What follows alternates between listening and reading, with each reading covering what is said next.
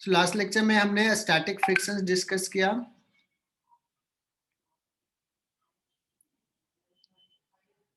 और कुछ basic sums लिए थे। बस वहीं से स्टार्ट करता हूँ। m का वैल्यू कुछ ले लिया 5 kg सपोज, म्यू का वैल्यू 0.4 ले लिया, और अभी मैं क्या करता हूँ, एक फोर्स ऐसे लगा दिया, ऐसे।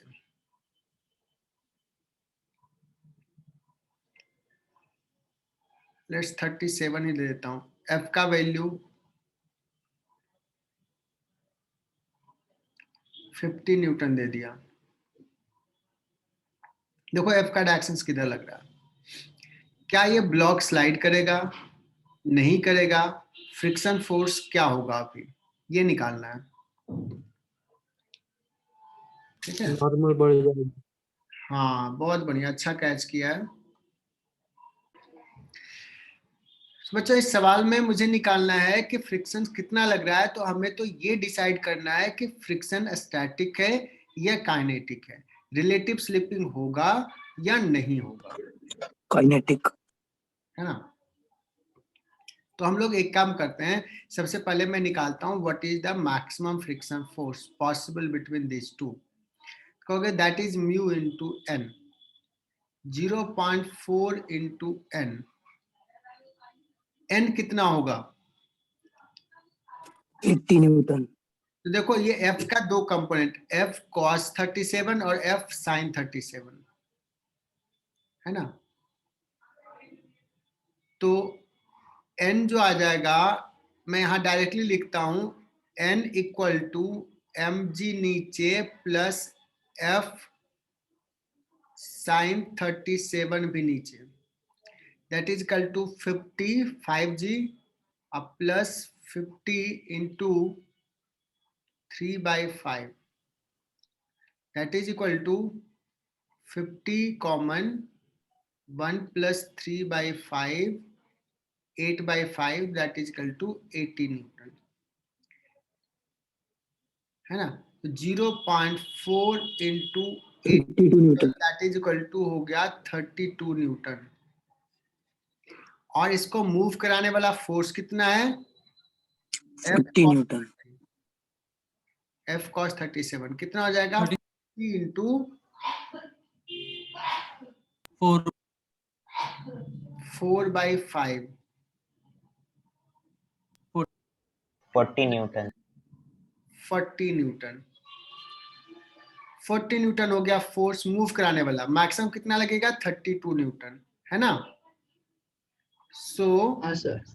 Block friction to 32 will move, friction will be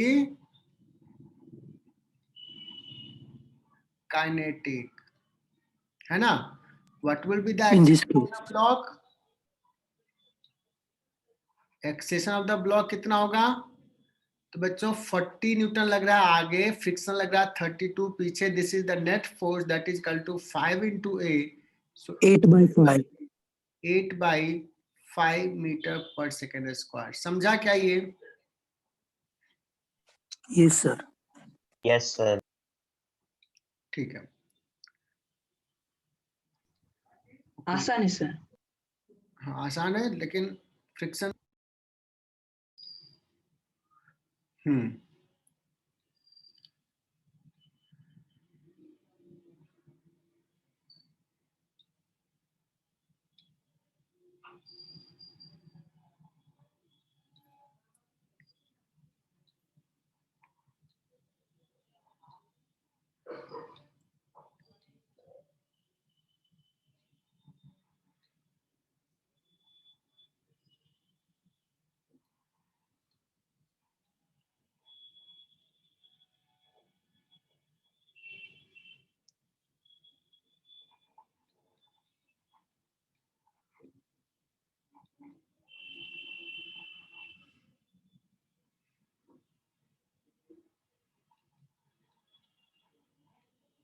बच्चों अगर मान लो ऐसा सवाल दे दिया, बहुत ही आसान सा सवाल है, ऑप्शन ऑफ फ्रिक्शंस दे दिया है, बताएगा कि क्या एक्सेशन होगा। तो हम न्यूटन्स लॉ में ऐसे सवाल किए हैं जहां फ्रिक्शन लेस लिया था और यहाँ पे फ्रिक्शन रहेगा।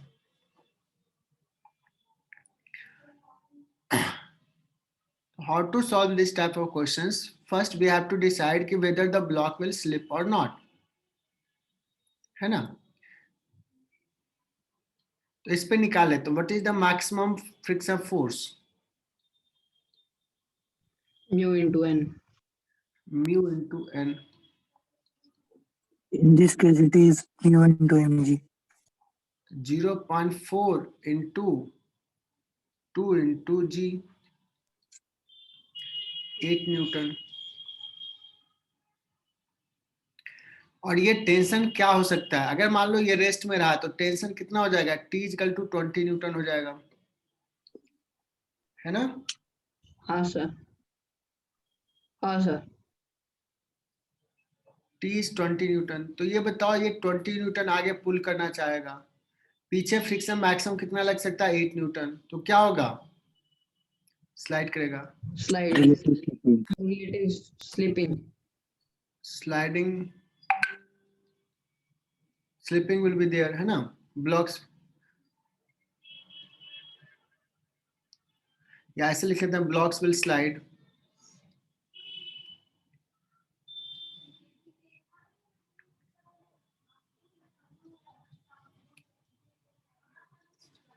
अब टेंशन एग्जैक्टली मैंने कहा कि अगर रेस्ट में होता है तो टेंशन 20 न्यूटन होता है 2g, बट ये रेस्ट में नहीं मूव करा तो टेंशन अलग होगा। तो मान लो ये टेंशन T है, मुझे निकालना है एक्सेशन क्या होगा। तो अब ए ब्लॉक मान लेते हैं, इसका बी मान लेते हैं, ए ब्लॉक का एबीडी ड्रॉ करते हैं। देखो न्यूटन्स लॉ में ही सिर्फ थोड़ा एक फ्रिक्शन का कॉन्सेप्ट आ गया इसमें। फ्रिक्शन किधर लगेगा बच्चों, ब्लॉक पे पीछे लगेगा, वो चाहता है कि स्लिपिंग ना हो, पीछे। टेंशन आगे लगेगा, mg नीचे n ऊपर। मान लो इसका एक्सेशन ए आया है, you will write t minus f that is equal to ma, equation 1। इसका क्या लिखेंगे बी ब्लॉक के लिए,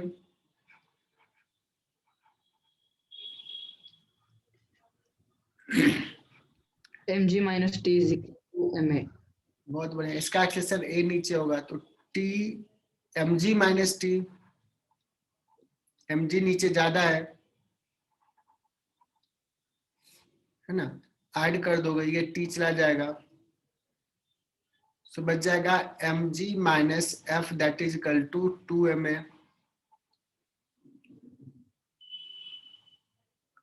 mg हो गया 20, f कितना आया था म्यू इंटू n, 8 न्यूटन आया था, that is equal to 2 sir into a। हाँ बोलो, सर 2ma नहीं ना। दोनों को सर ma में तो चले जाएगा अपने 2ma। हाँ बराबर सर। अच्छा दोनों को ऐड किया, समझा सर। दोनों को ऐड कर दिया ना तो t चला गया।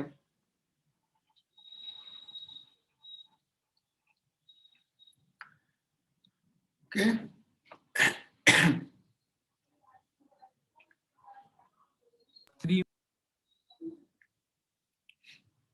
सर स्क्रीन बहुत लैग हो रहा है सर। स्क्रीन लैग हो रहा है। Yes sir. हाँ सर, बहुत लैग हो रहा है। ठीक है चलो, अभी तो रिकॉर्डिंग कर रहे हैं, देख लेना। आज तो पता नहीं यहाँ पे क्या नेटवर्क का प्रॉब्लम है, शुरू में सही चला उसके बाद करने लगा। सब प्रीवियस पेज जो इतना है।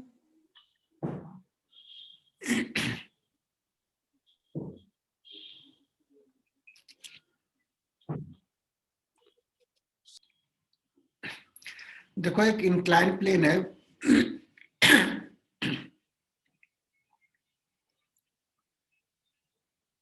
ये एंगल थीटा है और 5 kg हटा दो,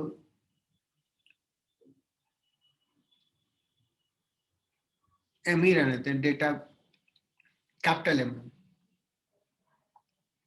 अब स्मॉल एम वेरिएबल है, कैपिटल एम फिक्स्ड है। जैसे एग्जांपल ये कैपिटल M 5 kg है तो स्मॉल m का वैल्यू चेंज कर दे जाओ. Find minimum value of a small m so that capital M does not slide.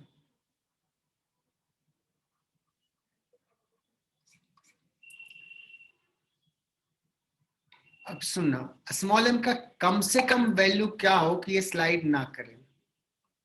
तो बताओ स्मॉल कैपिटल M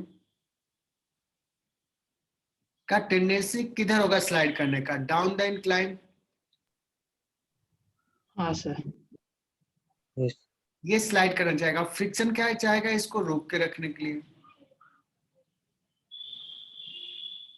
लेकिन फ्रिक्शन कैपेबल नहीं है, तो फ्रिक्शन मैक्सिमम लग रहा होगा और टेंशन मिल करके इसको क्या करेगा? रोक के रखेगा. तो क्या है अभी? ब्लॉक रेस्ट में है. ये तो दिया हुआ है कि स्लाइड नहीं कर रहा है. As blocks are not moving. क्यों कह रहा है कि find maximum minimum value of small m so that capital M does not slide. As blocks are not moving, so ये t कितना हो जाएगा बच्चों? Small mg. mg. जी. और कह रहा है minimum value of m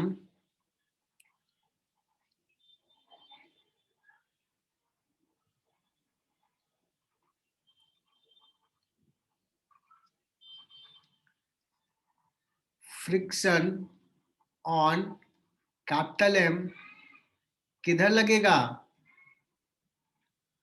up the Opposite direction of the acceleration. Up the incline. Up the incline. बहुत बढ़िया. और चूंकि मिनिमम के लिए कह रहा है, सो कौन सा फ्रिक्शन होगा? And limiting friction will act. Just about to slide है, बिकॉज हम लोग कह रहे हैं कि मिनिमम वैल्यू निकालना है, कि उससे कम हो जाएगा तो स्लाइड कर जाएगा. सो एफ का वैल्यू क्या मैं म्यू एन लिख सकता हूं? कंपोनेंट आएगा सर. नहीं, F equal to mu N. हाँ सर, लिख सकते हो. हाँ सर. Yes, sir. अब एन क्या होगा वो देखो. एन जो तुम लिखोगे mg cos theta. mg cos theta. हाँ सर. Cos theta होगा. mg cos थीटा, है ना? तो मैं क्या लिखूंगा? देखो mg sin थीटा नीचे लग रहा है, t लग रहा है अप द इंक्लाइन, f लग रहा है up the incline. So t plus f that is equal to, सही लिखा?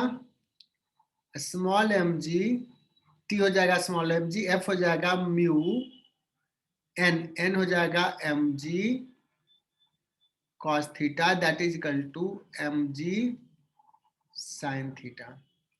तो मिनिमम वैल्यू ऑफ m निकालना था, तो स्मॉल m, देखो g तो चला जाएगा, small m will be capital M sin theta minus mu m cos theta. सही आया? ये आ गया आंसर. हाँ. तो इसको लिख लो. What should be the value of a small m so that friction force will be 0? m sin theta. बहुत ही बढ़िया. देखो ये mg का कंपोनेंट mg sin थीटा नीचे लग रहा है. अगर t बैलेंस कर दिया mg sin थीटा को तो फ्रिक्शन की जरूरत नहीं है. तो स्मॉल m अगर कैपिटल M sin थीटा हो गया तो उस केस में फ्रिक्शन 0 हो जाएगा. लेकिन स्मॉल m अगर greater than capital M sin theta हो जाएगा, देन तो मूव करेगा. इसका टेंडेंसी अब ऊपर जाने का होगा. Then capital M will have tendency to move up the incline.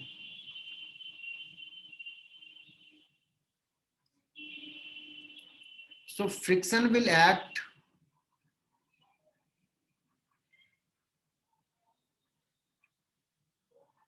on capital M down the incline. Rishabh क्या समझ में आया यहाँ तक? ऋषभ हाँ सर, अपोजिट डायरेक्शन में। अगर स्मॉल m का वैल्यू और बढ़ा दिए, फ्रिक्शन फोर्स ज्यादा लगेगा और कैपिटल M को चाहेगा मूव ना करे। Find maximum value of a small m so that capital M remain at rest. तुम्हें पता है कि बहुत ज्यादा वैल्यू कर देंगे तो कैपिटल M ऊपर मूव कर जाएगा, जस्ट अबाउट टू स्लाइड है जिस समय। तो फ्रिक्शन फोर्स उस केस में अगर हम मैक्सिमम वैल्यू के लिए सॉल्व कर रहे हैं स्मॉल m का, तो फ्रिक्शन जो होगा वो कैसा लगेगा? मैक्सिमम लगेगा। Friction will act limiting friction.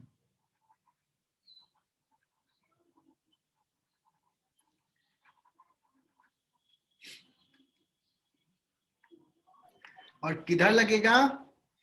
Down the incline. सो इस केस में क्या हो जाएगा? T ऊपर, F नीचे। चूंकि ये ब्लॉक रेस्ट में है तो T अभी mg है, T ऊपर, F नीचे और कैपिटल mg साइन थीटा भी नीचे। That means small mg is equal to mu capital M mg cos theta plus mg sin theta. That means a small m, maximum value of a small m.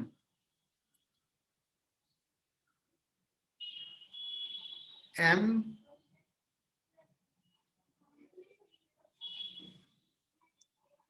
sin theta plus mu cos theta. समझा क्या ये?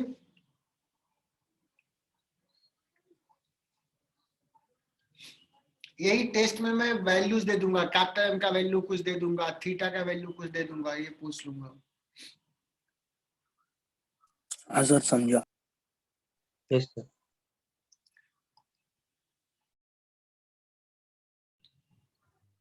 Sir आप ठीक है, recording. हाँ recording on कर दिया। देखो एक ब्लॉक है m is equal to suppose 2 newton दे दिया, sorry m is equal to 2 kg दे दिया, और मैंने कहा कि इसको एक वर्टिकल वॉल के अगेंस्ट चिपका दिया, प्रेस किया। So what should be the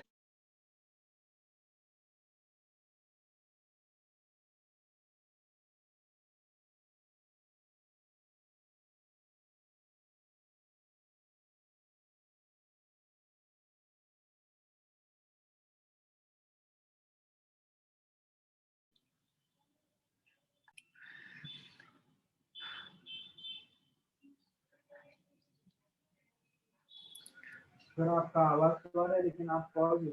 sir recording of करो ना।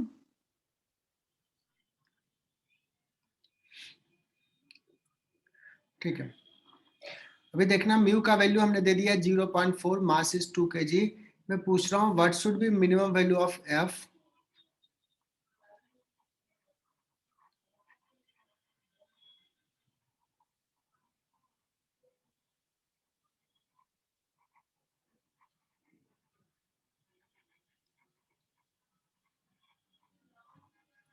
so that block does not slide। वैसे सवाल दे दिए तो देखो इसमें फोर्सेस कौन कौन सा होगा बच्चों? एक फोर्स होगा N, होगा कि नहीं? एक फोर्स होगा mg नीचे, और इस ऊपर mg फ्रिक्शन। नीचे जो जा रहा है उसके कारण इसमें रिलेटिव स्लिपिंग का टेंडेंसी है, तो इस पे वॉल जो लगाएगा फ्रिक्शन फोर्स ऊपर लगाएगा up the incline.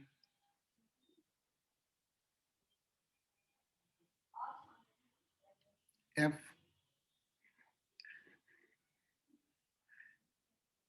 Since minimum value of F के लिए सॉल्व कर रहे हैं, तो स्मॉल एफ जो होगा वो हो जाएगा mu N,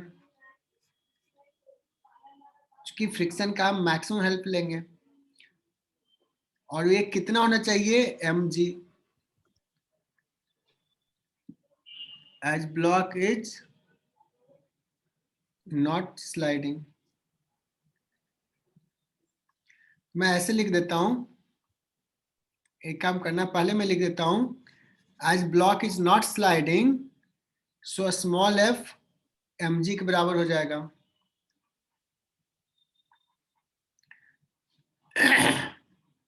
We have to find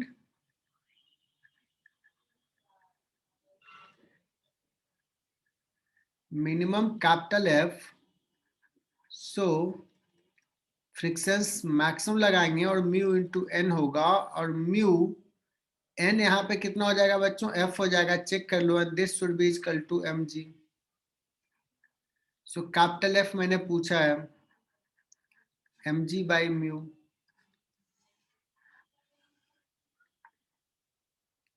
ठीक है, सर स्क्रीन अटक गया है। सर स्क्रीन शेयर अटक गया है, मतलब वो नहीं, बहुत देर बाद दिखा सर अचानक। हाँ। सो मैंने यहाँ पे क्या क्या बताया एक बार फिर से बोल देता हूँ।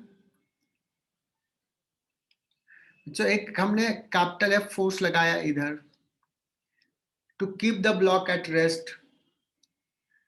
ब्लॉक पे और कौन कौन से फोर्स लगेंगे, तो वॉल एक नॉर्मल एक्शन लगाएगा, जो देखो दिखाया है मैंने, mg लग रहा है ग्रेविटी का, और इस mg के कारण ब्लॉक का स्लाइड करने का टेंडेंसी है, so friction will act in upward direction. देखो फ्रिक्शन ऊपर लग रहा है, तो हम लोग कह रहे हैं कि ब्लॉक डज नॉट स्लाइड, तो friction force will balance mg, ये होगा, ब्लॉक इज नॉट स्लाइडिंग। मैं कह रहा हूं कि what should be the minimum value of capital F, तो फ्रिक्शन का हम मैक्सिमम सपोर्ट लेंगे, इसलिए फ्रिक्शन का वैल्यू म्यू एन लगा देते हैं। हमेशा म्यू एन नहीं होगा, इट डिपेंड्स। एन कितना हो जाएगा, एफ हो जाएगा mu into F, that is equal to M G. F is equal to क्या आ जाएगा यहाँ से, M G by mu. This is the minimum F. इससे अगर ज्यादा लगाओगे तो भी ब्लॉक रेस्ट में रहेगा, तो भी फ्रिक्शन फोर्स एम जी होगा, जो कि फ्रिक्शन एम जी ही चाहिए रोक के रखने के लिए। लेकिन अगर कैपिटल एफ इस वैल्यू से कम लगाओगे तो फ्रिक्शन सफिशिएंट नहीं होगा इस ब्लॉक को रोक के रखने के लिए, then block will slide, block will accelerate downward direction में। Is it clear? Yes sir. Sir वो म्यूएफ एमजी क्यों आया वो नहीं समझा। क्या एमजी क्यों है? म्यूएफ अरे ये एफ इजकल टू एमजी दिया है ना, एफ इजकल टू एमजी, ये फ्रिक्शन फोर्स एमजी को बैलेंस कर रहा है, और एफ कितना है, म्यू एन। एन कितना है, एफ कैपिटल एफ।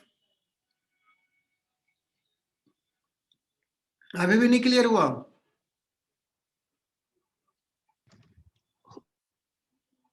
हो गया सर।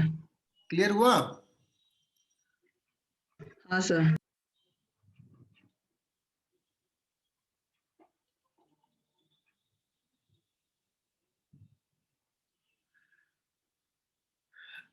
बताओ what is the friction force acting on the block?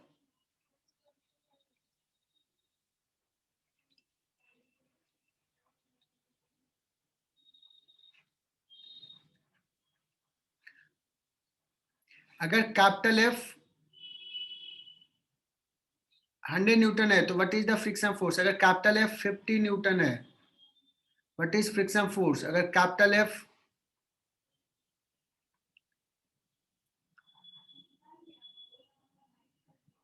200 Newton है, व्हाट इज स्मॉल एफ?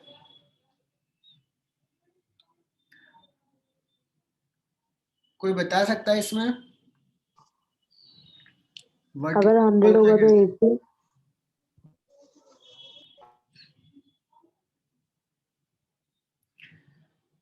देखो, सबसे पहले तो हमें ये डिसाइड करना है कि ये फ्रिक्शन काइनेटिक लगेगा कि स्टैटिक लगेगा। तो पहले दिया है फर्स्ट केस में 100 न्यूटन, एन जो होगा वो कैपिटल एफ के बराबर होगा। एफ लिमिटिंग निकाल लेते हैं, mu into N, 0.8 into N हो जाएगा इस केस में 100, that is equal to 80 newton. Friction force ऊपर लग रहा है, नीचे लग रहा है mg। क्या फ्रिक्शन फोर्स 80 न्यूटन लगेगा? नो, क्या 50 न्यूटन लगेगा? 50 Newton. 50 Newton, that means limiting नहीं लग रहा है। बच्चों समझ में आ रही है ये चीज? ये बड़ा ट्रिकी टाइप का टॉपिक है फ्रिक्शन, दिमाग लगाना पड़ेगा, दिमाग खुला रखना पड़ेगा। वो स्टैटिक है ना? 80 मैक्सिमम लग सकता है। ब्लॉक को रोक के रखने के लिए, रिलेटिव स्लिपिंग को सीज करने के लिए फ्रिक्शंस की वैल्यू 50 ही चाहिए, तो 50 लग जाएगा। तो पहला का आंसर क्या हो जाएगा? फर्स्ट का आंसर हो जाएगा small F equal to 50 newton. Second case में एफ लिमिटिंग कितना हो जाएगा? Mu into N, that is equal to 0.8 into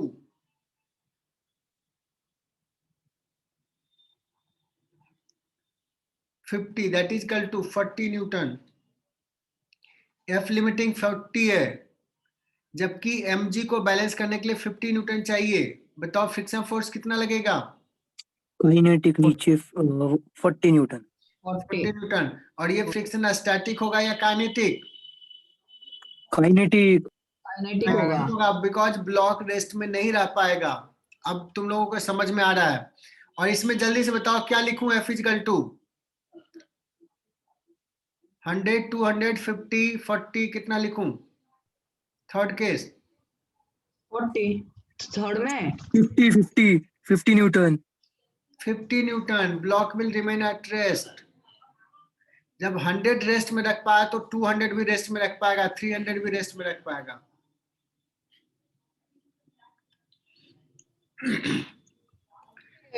mu जो है वो 1 के ऊपर नहीं जाता है क्या?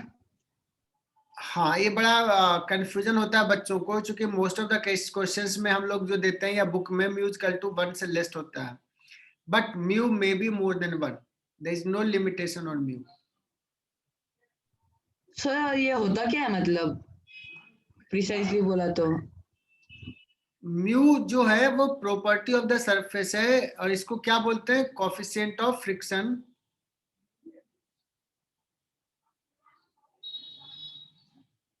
And that depends upon many factors. Surface nature कैसा है, सरफेस का मटेरियल कौन सा है, दो, है ना? तो ये प्रैक्टिकली निकाला जाता है कि कितना होगा coefficient of friction between the two surface. ठीक है सर। अलग अलग सरफेस के लिए अलग होगा म्यू। सर मतलब सरफेस चेंज किया हमने तो फिर वो म्यू को 0 से थोड़ा सा मतलब ज्यादा कर सकते हैं, मतलब फ्रिक्शन को 0 ऑलमोस्ट 0 कर सकते हैं। हम्म। एक सवाल मैं ले रहा हूं फ्रिक्शन पे, जो आईआईटी ने पूछा है बहुत पहले, और इसके लिए थोड़ा दिमाग लगाना। जो एक ब्लॉक रखा हुआ एम मास का, कोफिशिएंट ऑफ फ्रिक्शन म्यू है। A block of mass m placed on rough horizontal surface, smooth नहीं है, रफ है। फाइंड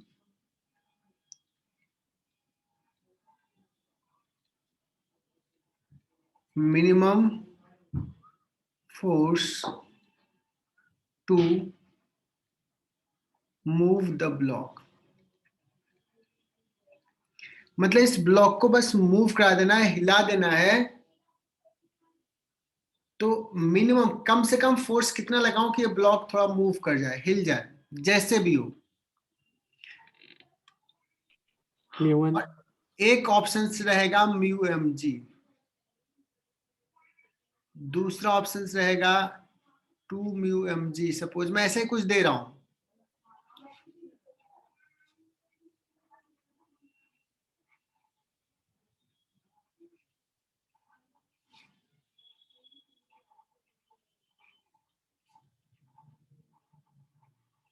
है ना, ऐसे कुछ ऑप्शंस रहेंगे। Sir first. ऑप्शन तो लगता है कि फर्स्ट करेक्ट है, बट एक्चुअली में ये करेक्ट आंसर नहीं है। और ऑप्शन देता हूं, एम जी। कुछ बच्चों को फिर लगेगा कि ये करेक्ट हो जाएगा, तो ये भी करेक्ट नहीं है। कैसे बताता हूं बच्चों, कोई कहेगा कि इसको अगर मूव कराना है तो वो फोर्स किधर लगाना चाहेगा, वो इधर लगाना चाहेगा। अगर तूने इधर फोर्स लगाया तो मिनिमम फोर्स तुम्हें वो निकलेगा मूव कराने के लिए, वो म्यू एम जी आएगा। ये बात सही है, बट क्या इस सवाल में हमने डायरेक्शन बताया है कि किस डायरेक्शन में फोर्स लगाना है? नहीं बताया। No sir. कोई कहेगा सर मैं इधर क्यों लगाऊं, मैं तो इधर लगा देता हूं। अगर कोई इधर लगाएगा तो इसको मूव कराने के लिए कितना फोर्स चाहिए, एम जी। ग्रेविटी का फोर्स नीचे लग रहा है, ये ऊपर एम जी लगा दिया थोड़ा सा ग्रेटर, तो मूव कर जाएगा। तो ये मिनिमम है कि ये मिनिमम है? या बराबर है सर। क्या हो सकता है कि मैं एफ जो है ना किसी एंगल पे लगा दूं, है ना? मैंने हॉरिजॉन्टल लगाया ना वर्टिकल लगाया, मैं क्या कर दिया, एफ किसी एंगल पे लगाया। अगर एंगल पे लगाया तो what is the F minimum?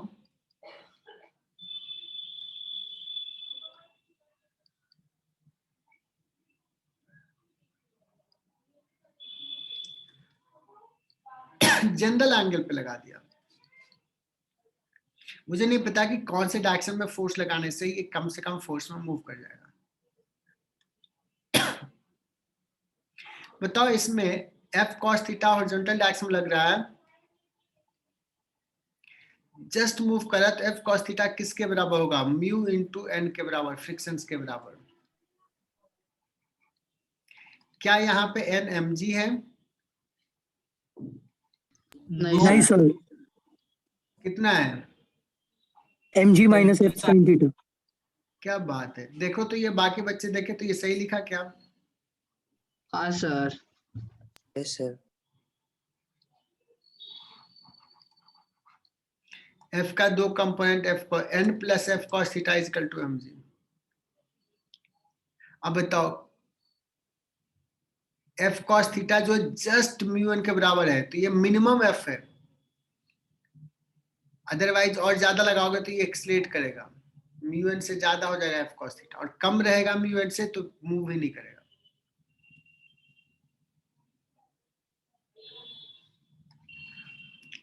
तो यहां से देखो सर? क्या आ जाएगा, इस एफ साइन थीटा को इधर लेके आ जाओ, एफ बाहर mu sine theta plus cos theta is equal to mu M G. और याद करना, हमने ट्रिग्नोमेट्री में एक फॉर्मूला पढ़ाया था,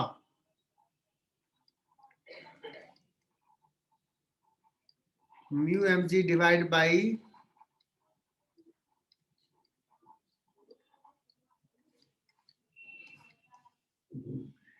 this is the minimum force to move the block which is applied at angle theta. अलग अलग थीटा पे अलग अप्लाई करोगे तो अलग एफ आएगा।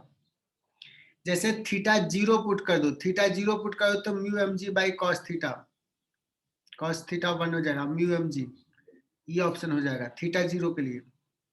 थीटा 90 के लिए देख लोगे, root a square plus b square. Sir मतलब सवाल गलत है क्या? सर ये आज ही हुआ हमारा। नहीं सवाल गलत नहीं है, अभी कर रहे हैं। अधूरा है। ये क्या आया कि सर ये एफ मिनिमम है थीटा एंगल पे, अलग अलग थीटा के लिए अलग फोर्स रिक्वायर्ड है टू मूव द ब्लॉक। अब इन सारे में सबसे कम कौन सा है?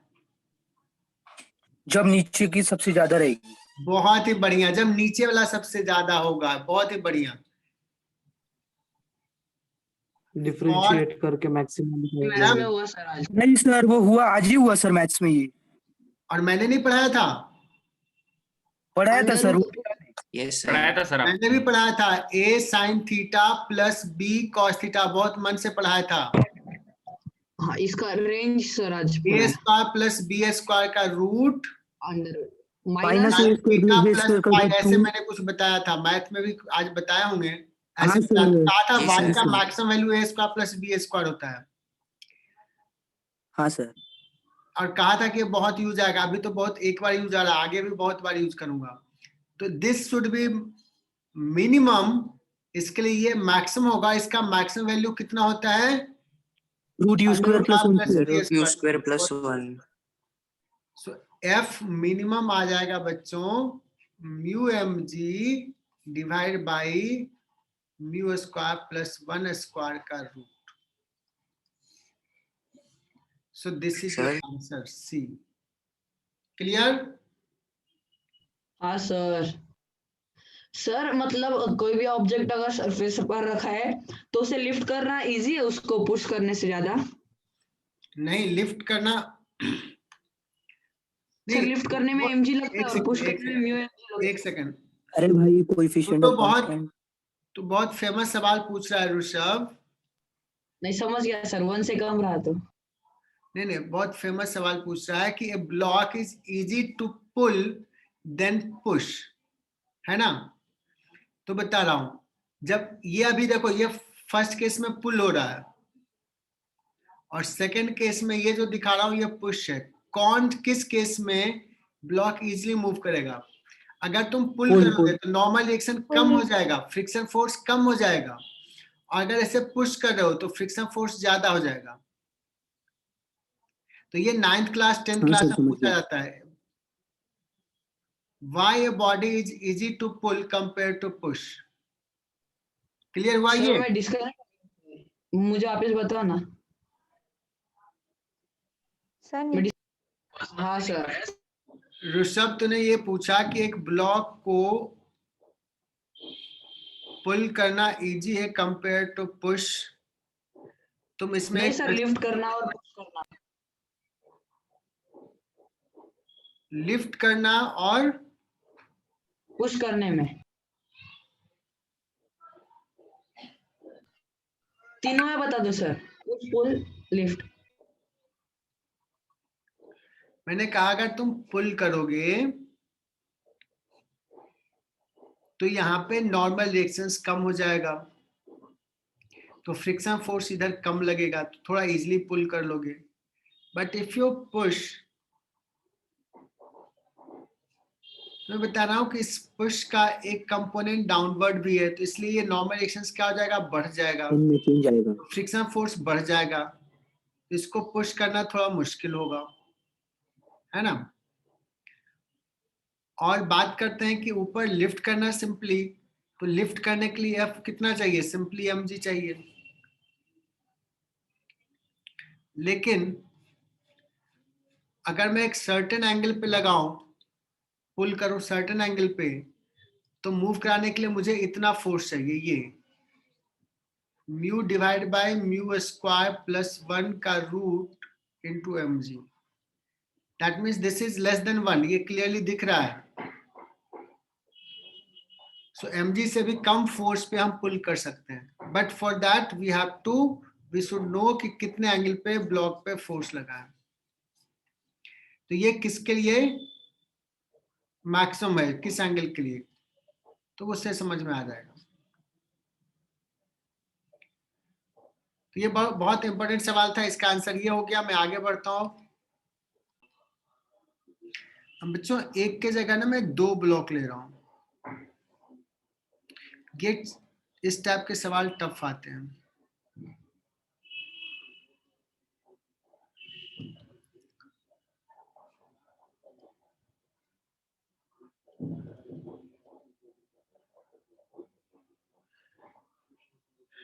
अब सुनना, ये टफ सवाल होते हैं, इसमें दिमाग लगाना पड़ता है। ये है M1, ये है M2, और अभी के लिए मैंने इसका हॉरिजॉन्टल टेबल और M1 के बीच में कोएफिशिएंट ऑफ फ्रिक्शन 0 ले लिया, M1 M2 के बीच में कोएफिशिएंट ऑफ फ्रिक्शन म्यू है।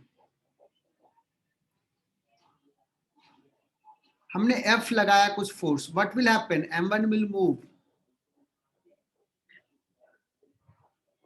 कोई बता सकता है कि M2 पे फ्रिक्शन ऑफ फोर्स किधर लगेगा, या M1 पे फ्रिक्शन फोर्स का डायरेक्शन किधर होगा?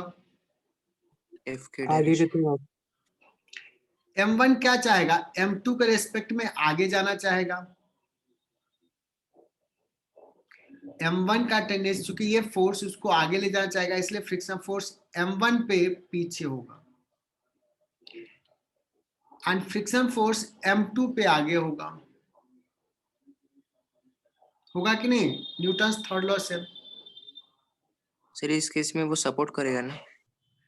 हाँ, तो बहुत बढ़िया।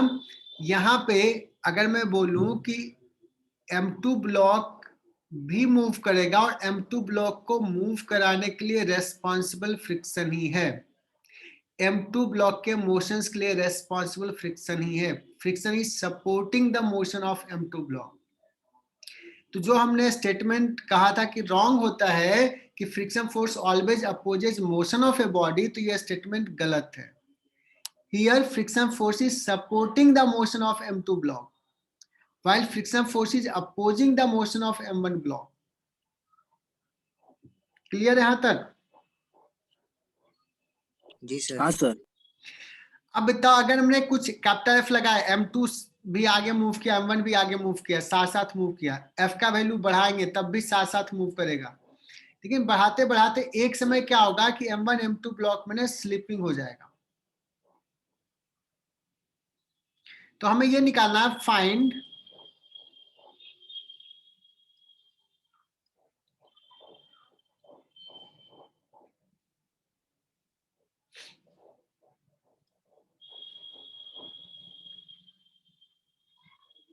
ये भी फेमस टाइप का क्वेश्चन है। Find maximum F so that M1 M2 will move together.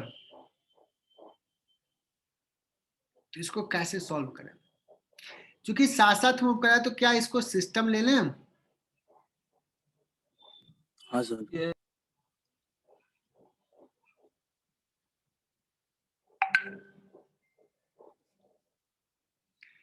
M1 को मूव कराने के लिए तो F रेस्पॉन्सिबल है, capital F।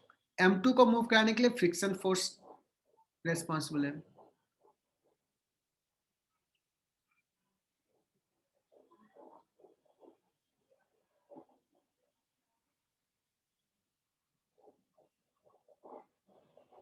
M2 moves because of the friction, but friction के लिए लिमिटेशन है।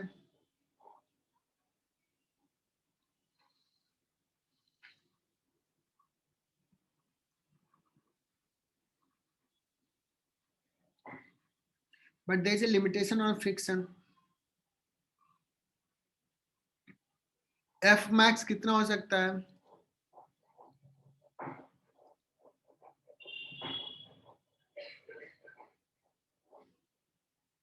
So what is the acceleration of maximum acceleration of A max of M2?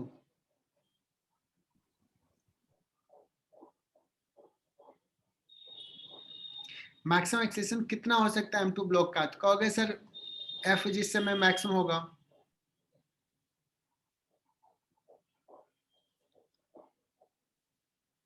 देखो स्टेप वाइज देखना, F मैक्सिमम कितना, म्यू इंटू एन, एन कितना, M2 g divide by mu g. अब बताओ, अगर साथ साथ मूव करने के लिए M2 का म्यू जी से ज्यादा नहीं हो सकता है, क्या पॉसिबल है? नहीं सर। नहीं है। तो साथ साथ मूव करने के लिए M1 का भी म्यू जी होना चाहिए मैक्सिमम।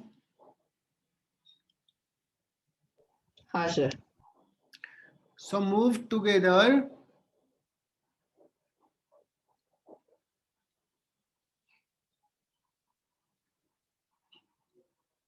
सिस्टम का maximum acceleration should be equal to mu G.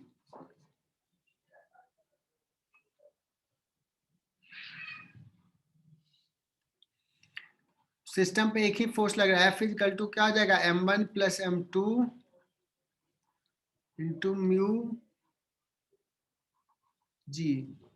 This is your answer.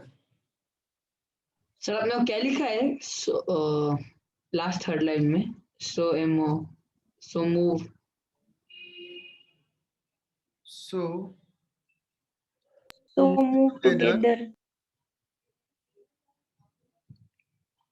So move together system. systems maximum acceleration is equal to mu g। और m1 m2 को system ले लिया तो m1 plus m2 total mass into acceleration mu जी।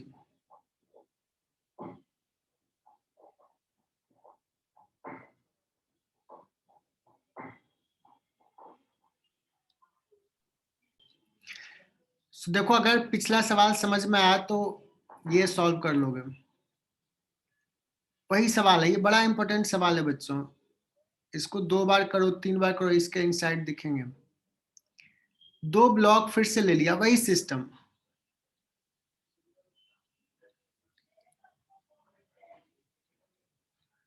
और यहां फिर से mu equal to 0 दे दिया और यहाँ पे म्यू दे दिया है। अब इस पे ना फोर्स में कहां लगा रहा हूं, अपर ब्लॉक पे।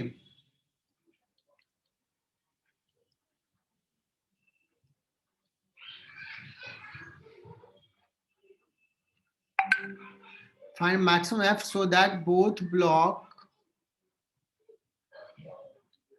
move together।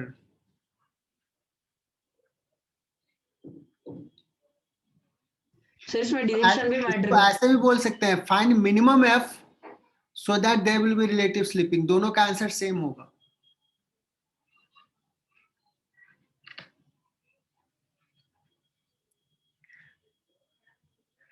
So maximum F so that it will move together। तो सिस्टम का what is the maximum acceleration, किस ब्लॉक के एक्सेलरेशन में लिमिटेशन है, किस ब्लॉक को मूव कराने वाला फोर्स फ्रिक्शन है।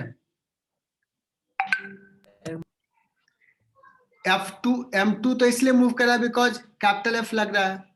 M2 आगे जाना चाह रहा है, तो M1 will apply force in backward direction। So M2 M1 पे फॉरवर्ड डायरेक्शन लगाएगा ऐसे F। So there is a limitation on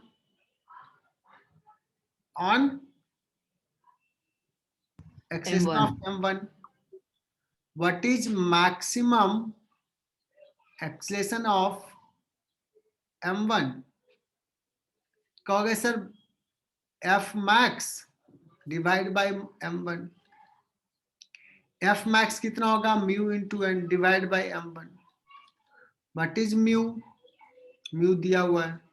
what is an, M1G या M2G या M1 प्लस M2G।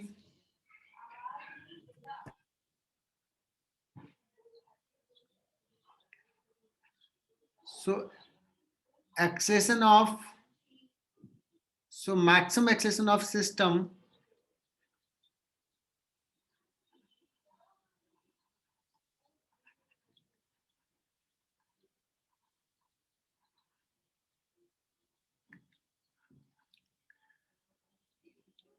इससे ज्यादा नहीं होगा। So capital F max to move together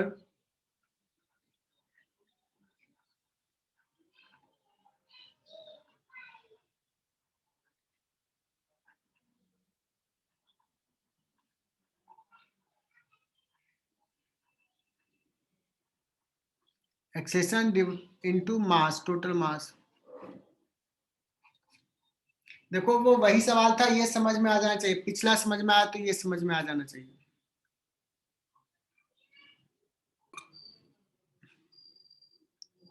अब एक बड़ा अच्छा सवाल कर रहा हूं, इसी सवाल पे देखो फिर से ले रहा हूं, आगे बढ़ रहा हूं, सेम सवाल। ये किसी भी एग्जाम जेईई मेन में तो पूछ ही सकता है।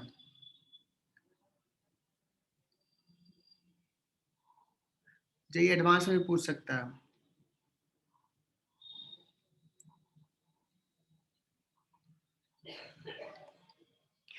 फ्रिक्शन ऐसा सवाल है बच्चों, ऐसा चैप्टर है कि जितने सवाल करने के लिए कहोगे उतने सवाल कराते रहूंगा, बस प्रैक्टिस के लिए। मुझे 3 दिन लेना है 3 दिन लूंगा, 4 दिन लेना है 4 दिन पढ़ाते रहूंगा,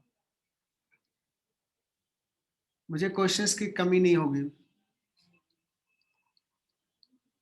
डेटा चेंज किया और हर बार तुम्हें मेहनत करना पड़ेगा। जो एफ जो है ना वो कुछ मान लो अल्फा इंटू टी है, टाइम के साथ चेंज कर रहा है।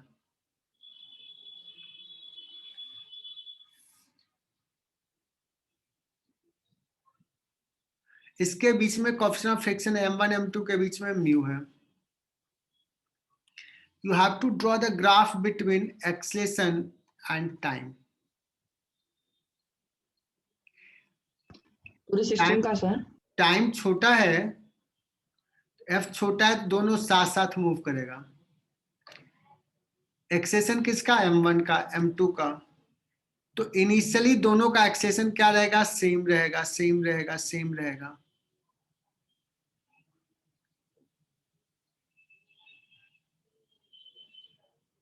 ठीक है ना?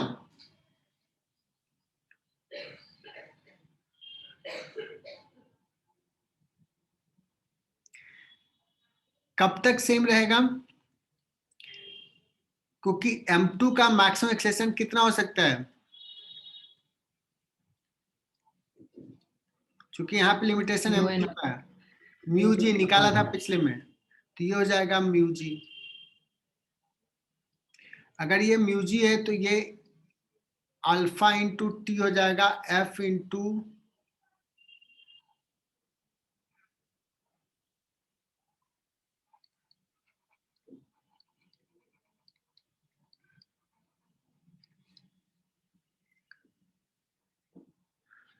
तो यहां से टी अगर निकालने के लिए कोई कहे तो mu g into m1 plus m2 upon alpha, ये हो जाएगा। इस पॉइंट पे रिलेटिव स्लिपिंग स्टार्ट हो जाएगा।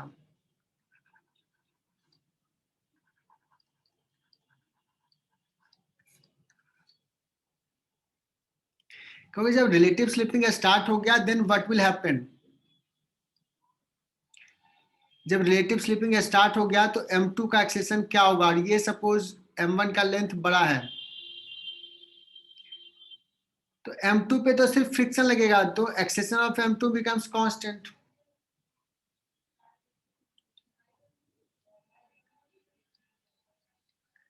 अब तुम्हें यह बताना है कि m1 का एक्सेलेरेशन कैसा होगा? 1 2 3 कैसा होगा m1 का एक्सेलेरेशन?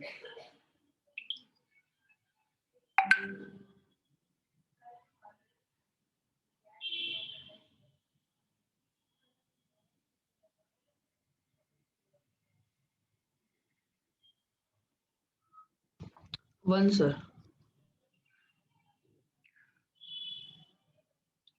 1 जो है वो रॉन्ग हो जाएगा, 2 इज रॉन्ग, सर 3 है। Third is the correct. कहोगे सर ऐसा क्यों? तो तुम लोग सोचना है इसका कि क्यों होगा थर्ड करेक्ट है।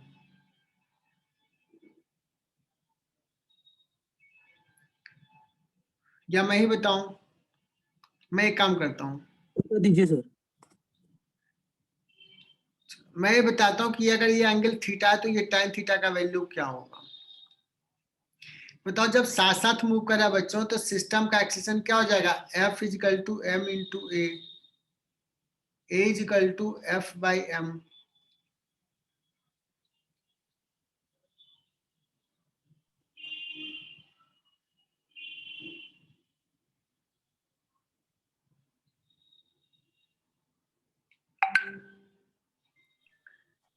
Alpha T by m1 plus m2।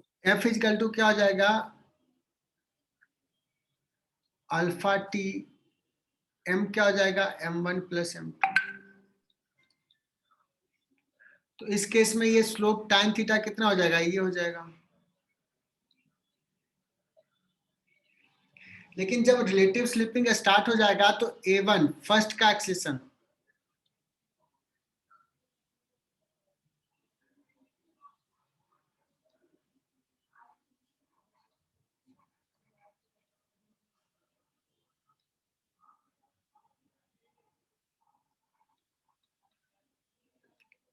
F is equal to alpha t minus small f divided by m. So A1 is equal to क्या हो जाएगा alpha by m1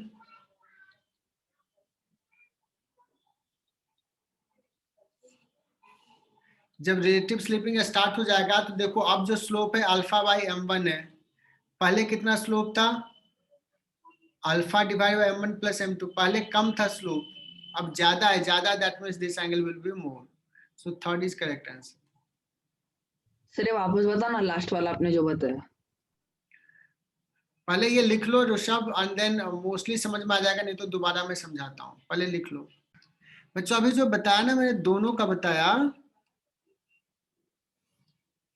A versus T, मैंने कहा कि जब दोनों साथ साथ मूव कर रहा है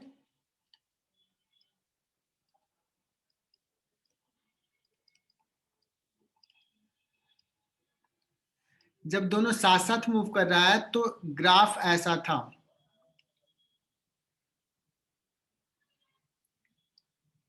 और कैसा आया था इक्वेशंस, A कितना था F divided by m1 plus m2। फिर से मैं बोल रहा हूँ, अरे ये बहुत अच्छा सवाल है, लेकिन ऐसा नहीं कि नहीं समझ में आएगा, एक बार समझ लोगे तो बहुत आसान लगेगा।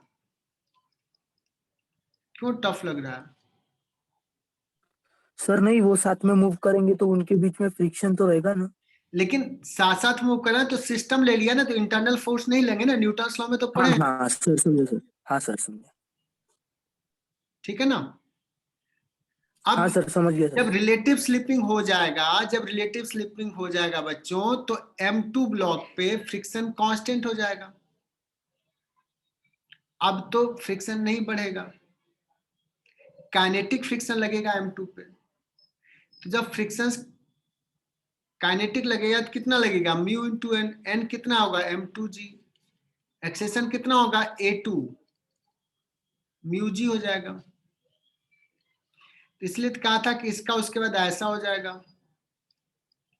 म्यू जी हो जाएगा एक्सेशन, ये हो गया A2। लेकिन A1 कैसा होगा, इसके बाद A1 हमने कहा ऐसा होगा कि ऐसा सीधे स्ट्रेट हो जाएगा ये, तो मैंने समझाया कि ऐसा होगा A1, इधर है A1 एंड A2 दोनों यही रहेगा। The moment it start slipping A2 constant, A1 इस लाइन पे होगा। अभी क्लियर हुआ क्या? हाँ sir.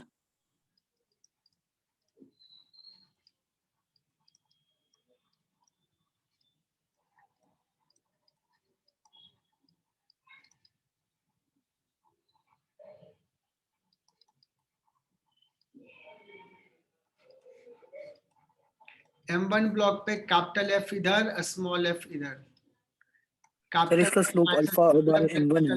MA1, this is the questions. ये ग्राफ है, ये ध्यान देना, ये बहुत इंपॉर्टेंट ग्राफ है, 1 2 3 स्टार। अब मैं स्टॉप कर